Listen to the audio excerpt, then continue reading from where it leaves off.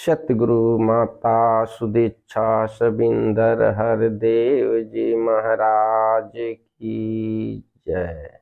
प्यारी प्यारी साथ संगत जी, प्यार से कहना धन निरंकार, नमस्कार और प्रणाम। बड़े भाग मानुष तन पावा, सुर दुर्लभ सदग्रंथ ही गावा। बड़े भाग्य से ये मनुष्य का तन प्राप्त हुआ है, ऐसा वेद पुराण और ग्रंथों ने लिखा है।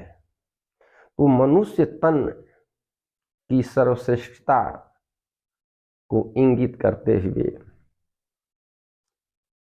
तुलसीदास जी महाराज ने इसे बड़ा ही अनमोल, बड़ा ही भाग्यशाली और हीरे से भी कीमती इस तन को बताया। तो आओ सासंगत, इतने सुंदर शरीर को प्राप्त करके, इतने अनमोल शरीर को प्राप्त करके, जो कि साधन का धाम और मोक्ष का दरवाजा है, कि इस शरीर से अगर हम चाहें तो मुक्ति को भी प्राप्त हो सकते हैं, परमात्मा को प्राप्त हो सकते हैं।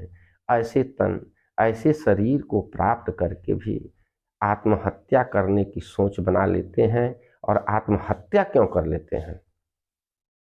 ऐसी सुंदर शरीर पाकर के, ऐसे जीवन को पाकर के हम जो है अपने आप को एक्सीडेंट कर लेते हैं, कहीं ट्रेन की चपेट में आ जाते हैं। इस जीवन को हम किस दृष्टिकोण से देखते हैं साथ संगत? आखिर क्या ऐसी मजबूरी होती है इस जीवन में? मजबूरी या परिस्थितियां हमें लाचार करती है कि हम परिस्थितियों को लाते हैं हमारे सामने, उस ढंग की परेशानियां आती है या परेशानियां को हम स्वयं लाते हैं। इस जिंदगी को हम कैसे झेलते हैं? क्यों इस जीवन को हम कोस रहे होते हैं?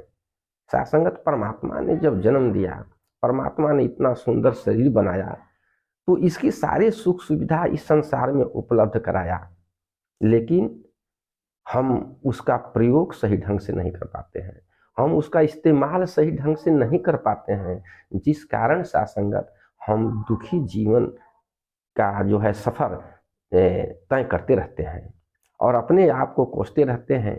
और कभी कभी ऐसा लगता है कि ऐसी जगह पर जाकर खड़े हो जाते हैं जहां हमें आगे जाने का मार्ग बंद हो जाया करता है। तो आओ सासंगत, ये सारी जो भी परिस्थितियां आती हैं, सारी जो भी स्थितियां आती है, यह परमात्मा ने नहीं दिया है। परमात्मा कोई दुखवादी है भी नहीं कि हमें दुख देने वाला है। जो कुछ संसार में परमात्मा ने रचा है, जो रचना किया है, वो हमारे सुखों के लिए है। लेकिन हम ही खुद होते हैं ऐसे जो कि अपने आप को दुखों के घेरे में घिर जाते हैं, रोगों को निमंत्रण करते हैं।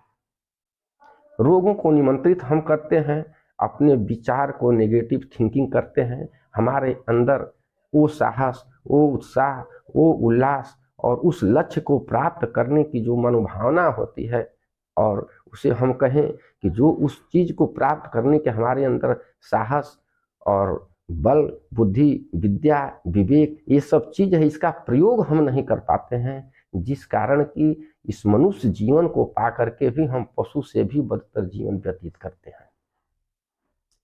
तो सासंगत, इस जिंदगी जो है ना, इस जिंदगी को बड़े ही हम रूप में देखते हैं। कभी कभी आखिर सासंगत ये जिंदगी अपने आप से सवाल करता है, अपने आप से पूछता है, एकांत में होकर कभी बैठें, कभी चिंतन करें, कभी आत्म विश्लेषण तो करें कि यह हमें जीवन क्यों मिला, किस लिए मिला और हम कर क्या रहे हैं।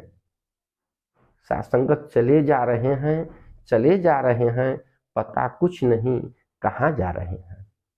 और जिए जा रहे हैं, पता कुछ नहीं क्यों जिए जा रहे हैं। जिंदगी ने जिंदगी से पूछा, अरे जिंदगी बताइए क्या है ये जिंदगी? जिंदगी जीकर भी समझ न पाए क्या है ये जिंदगी। कष्ट क्या है, जन्म क्या है, मृत्यु क्या है, क्या कथा है जिंदगी। कष्ट क्या, आनंद क्या, सुख या व्यथा है जिंदगी। क्या है जिंदगी? यह जिंदगी कष्ट है, इस जिंदगी में जन्म होता है, मृत्यु होता है, सुख है, दुख है, इसका भागी आखिर कौन है?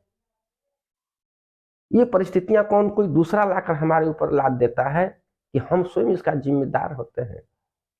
काव्य के उद्यान में कुछ ढूंढती है जिंदगी, प्रेम की भीगी महक को चाहती है जिंदगी, मुश्किलों की राह में क्यों चीखती है जिंदगी, शुभ अशुभ के फेर में क्यों दिखती है जिंदगी।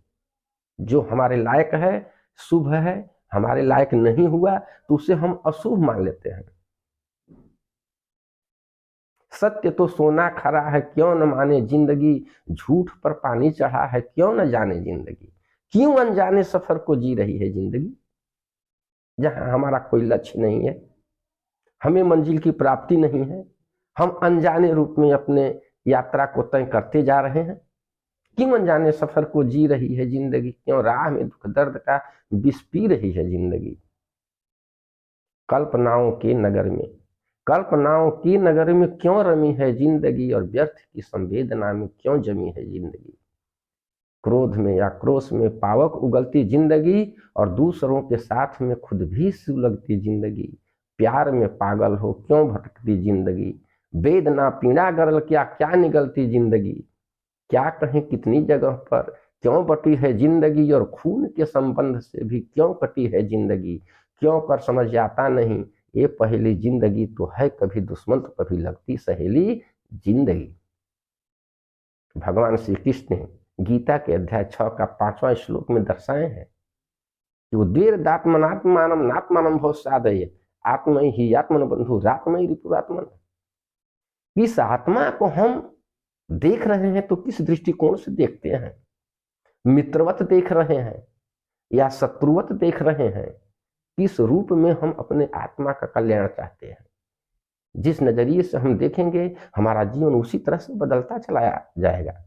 साथ हम संसार में प्रकृति के जीव जंतुओं प्राणियों पर एक नजर देखें कि उसका जीवन किस तरह से है, जबकि वह बुद्धिहीन प्राणी है।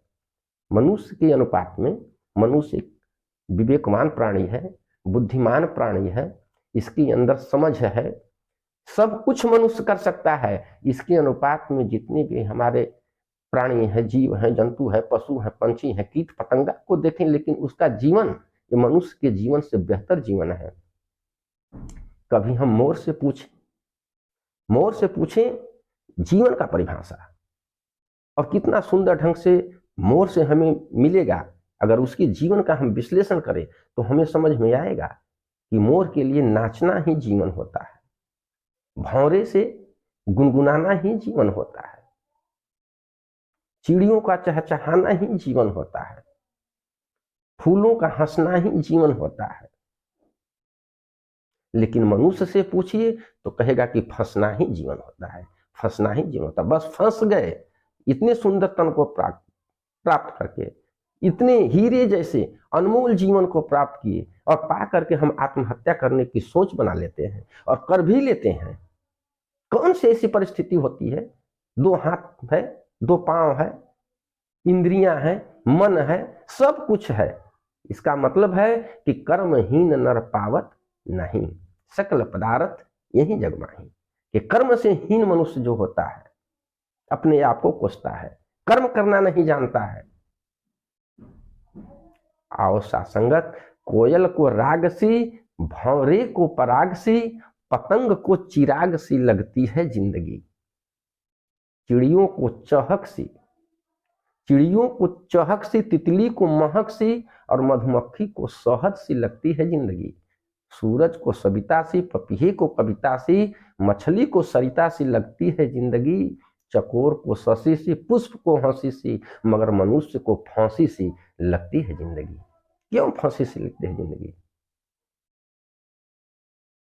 क्या क्या जुल्म ढहाते हो इस छोटी सी जिंदगानी पर, पत्थर का किला बनाते हो इस लोहे पानी पर। अरे जरा अंजाम तो सोचो गोरी मोहम्मद इस्लाम वाली पे। सिकंदर जब गया दुनिया से दोनों हाथ खाली थे, सिकंदर जब गया दुनिया से दोनों हाथ खाली थे।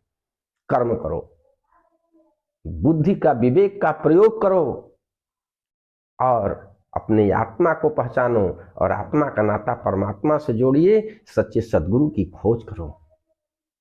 परमात्मा हर जगह है, अंदर है, बाहर है, ऊपर है, नीचे है, सब जगह है। उसे खोजने की कोई जरूरत नहीं है। अगर खोजने की जरूरत है तो जो उसका जानकार है उस जानकार पूर्ण सदगुरु की खोज करो। कौन पूर्ण सदगुरु है?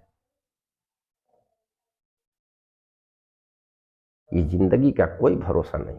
जिंदगी का क्या भरोसा? बुलबुला पानी में है, ये बुलबुला है पानी का। पानी में बुलबुला पैदा होता है और फूट जाता है, उससे ज्यादा जिंदगी का कीमत नहीं है।